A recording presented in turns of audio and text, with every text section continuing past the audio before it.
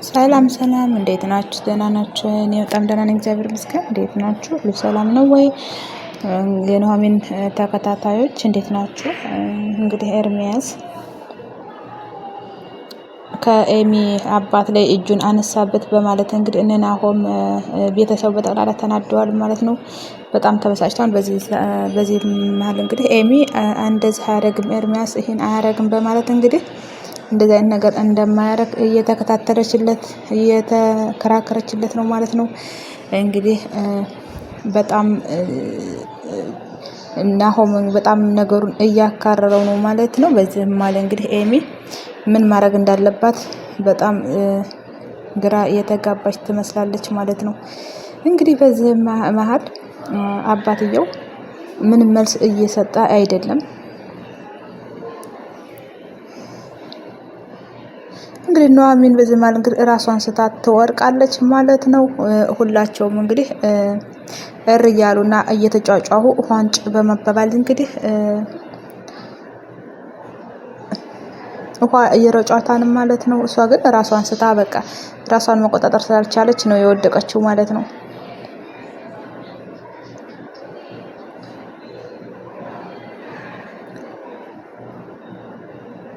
እንግዲህ በዚህ መሀል ላይ ኩን እንግዲህ ዝም ብሎ ነበር እያያት ያለው ምንም እንትን እያላት አልነበረም። ምንም አይነት ስሜት እየተሰማው ወይም ድንጋጤ ስሜት እየተሰማው አልነበረም ማለት ነው።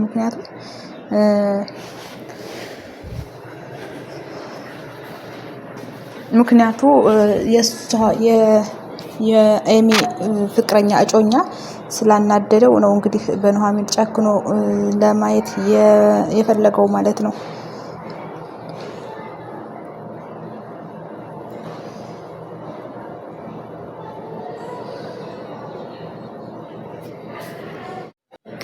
እንግዲህ በዚህ መሀል እንግዲህ ኑሐሚን ራሷን ስታ የወደቀችው የኑሐሚን አባት ደበደበኝ የሚለውን ነገር ስትሰማ ነው ማለት ነው። እንግዲህ ኑሐሚን በጣም በአባቷ ነገር እንግዲህ በጣም እየተናደደች እና እያለቀሰች ተሸማቃ አለች ማለት ነው። አማቶቿን በጣም ነው የምትወዳቸው። እንግዲህ ሊኩንም የኔ ልጅ እንግዲህ አዝናለሁ፣ ይህን እያደረገ ያለው ግን አባትሽ ነው፣ አባትሽ ብዙ ወንጀሎችን እየሰራ ነው ይላታል ማለት ነው። እንግዲህ አባቷ በጣም የማይራራና በጣም ከባድ የሚባል አይነት ሰው ነው። ሚስቱንም የሚያሳቅቅ አይነት ሰው ነው፣ ልጆቹንም። ለዛ ነው እሱንም የመታው ማለት ነው። እንግዲህ አባቷም ተሰማም እንግዲህ አባቷ የኑሐሚን አባት በጣም ከባድ ሰው ነው። በዚህ ምክንያት እንግዲህ ይሄ ጉዳይ የኔና የተሰማ ጉዳይ ነው፣ እናንተ ልጆች አያገባችሁም፣ አርፋችሁ ቁጭ በሉ ይላቸዋል ማለት ነው። እንግዲህ በዚህ ማለት ነው እንግዲህ ናሆምን አባቱን ወደ ውስጥ አስገብቶ እንዲያጥበውና እንዲያረጋጋውም ትነግረዋለች። በዚህ ማለት እንግዲህ ሊኩን ራሱ ገብቶ እንደሚታጠብና ምንም ሰው እንደማይፈልግ ይነግራቸዋል። እንግዲህ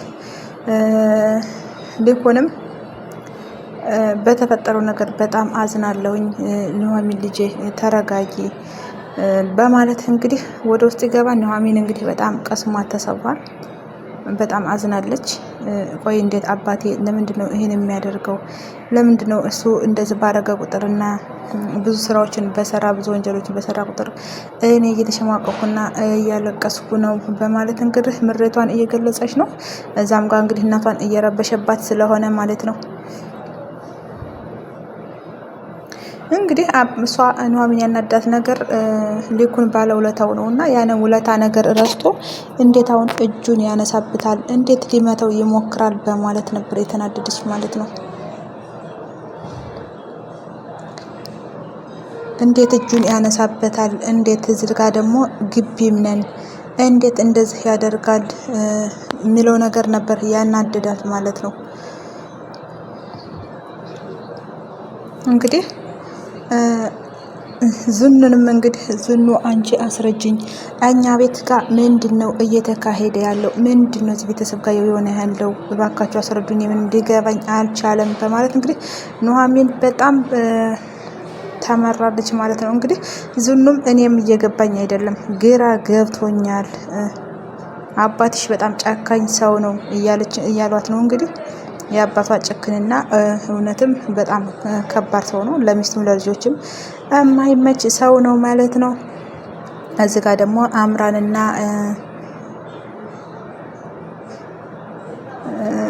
ዶክተር ፋኑኤል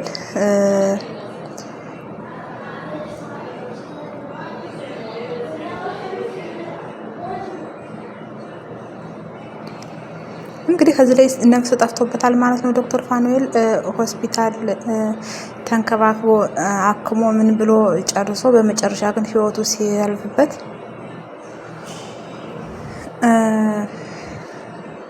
በጣም ልቡ እንትን ብሎ ተሰብሯል ማለት ነው። እንዴት ነፍሱ ይጠፋብኛል? ስንት ልፋትና ጥረት ያረኩበት ሰው ራሱን እንዴት ህይወቱ ያልፍብኛል እያለ አምራንም እንግዲህ ተረጋጋ፣ አንተ ወንጀለኛን ሰው ለማዳን መሮጥህ ጎበዝ ነህና ይሄን ነገር ደግሞ ኩራት ሊገባህ ይገባል፣ አንተ ኩራት ይገባን እያለች ባለቤቷን እንግዲህ አምራን ባለቤቷን ፋኑኤልን እያስተባበለችውና እያጽናናችው ነው ማለት ነው። እንግዲህ በዚህ ማለ እንግዲህ ይሄ ሰውዬ ህይወቱ አልፏል። በዛ ላይ ደግሞ ዳግም ስልክ እያነሳለትም አይደለምና በጣም ተጨናንቋል። እንግዲህ በዚህ ማለ እንግዲህ እሱ ፖሊሶችም ያን ሰው እንደዛ በመሆኑ ፖሊስ ተደውሎ ተልኮበታል ማለት ነው ዶክተር ፋኑኤል።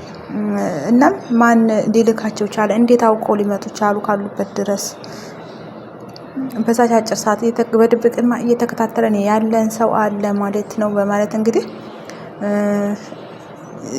ይነግራታል ማለት ነው። በዚህ ማለት እንግዲህ አምራንም ያለ ጥቆማማ ሆስፒታል ድረስ ሊመጡ አይችሉም፣ በእርግጠኝነት ጥቆማማ አለ ማለት ነው፣ የጠቆማቸው ሰው አለ ትለዋለች ማለት ነው።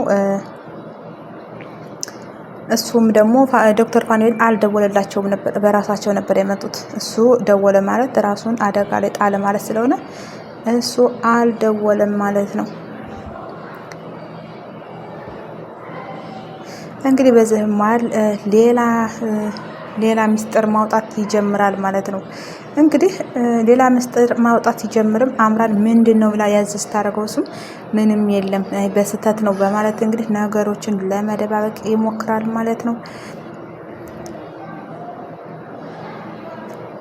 እንግዲህ እሱም አንድ ጥርጣሬ የተጠራጠረው ምንድነው እንደዚህ ይጠቁምብኛል ብሎ የፈራው ከኔ ጋር የምትሰራዋ ነርስ አምናት ነበረ፣ ግን አሁን እሷን ተጠራጥሬ ያለው ይላል ማለት ነው።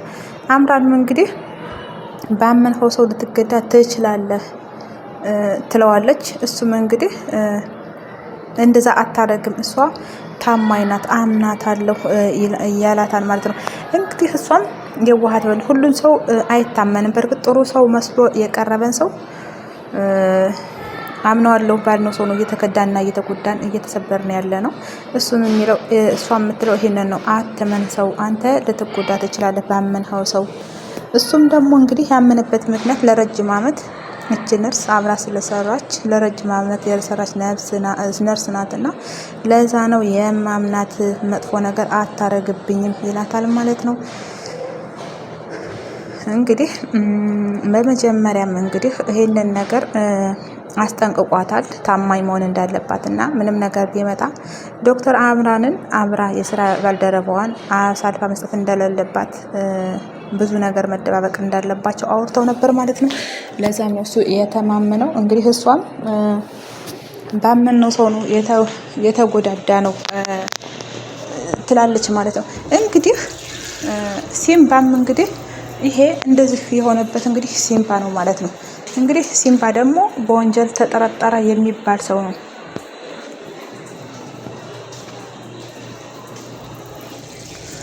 እንግዲህ ሰውየውም ከሆስፒታል አምልጦ የወጣ ሰው ነው። አሁን በፊት ለማምለጥ የሞከረ ሰው ነው። ከፖሊስ ጣቢያም እንግዲህ ከእስር ቤትም የሚያመልጥ ሰው ነው ሲምባ ማለትና በወንጀለኛ ነው የሚያዘው ማለት ነው ብዙ ጊዜና ለዛ ነበረ ነገሩ ሁሉ ግራ የተጋባቸው። በዚህ ማያድ እንግዲህ በማቋረጥ ለምን ልጅ አንወልድም፣ ልጅ እንውለድ፣ ነገሩን ሁሉ ተውና እኔ እናንተ ልጅ መውለድ አለብን ትለዋለች። እሱም ደግሞ በመገረም ምን እያልሽ ነው? ምን እያልሽ ነው? የምን ልጅ ነው የምትይው? ይላታል ማለት ነው።